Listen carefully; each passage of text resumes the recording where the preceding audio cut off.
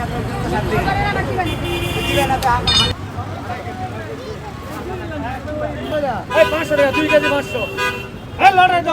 টাকা 800 টাকা 800 টাকা দাম চায় 700 750 800 টাকা কিনছি। মাথার মাংস সব সহকারে ভাই 500 টাকা কেজি। মাংস অনুপাতের দাম অনেক, এই যে ছাটনি মানুষ কেনে ঠেকা। কত কেজি? 8-10 কেজি হবে তিনটায়। আল্লাহর রহমত বিক্রি হওয়া যাবে, থাকবো না একটা। 3টা গরু কাটছি, 3টা গরু কাটে পাইছি হলে 30,000।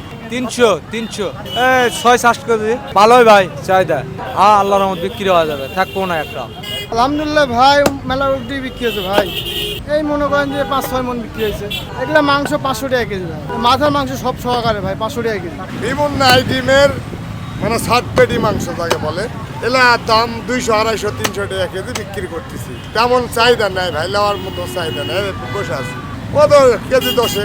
700 750 800 750 টাকা 800 টাকা 800 টাকা দাম চায় 700 750 800 টাকা কিনছি। হ্যাঁ, আবার 400 টাকা বিক্রি করে, আবার 300 টাকা বিক্রি করে।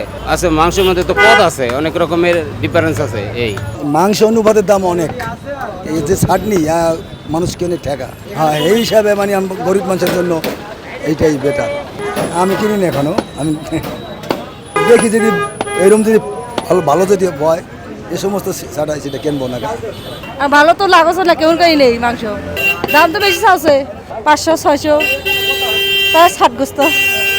তিনটা মাথা কিনলাম হলো একটা কিনলাম 2500 টাকা তিনটা। কত কেজি? 8-10 কেজি হবে তিনটায়।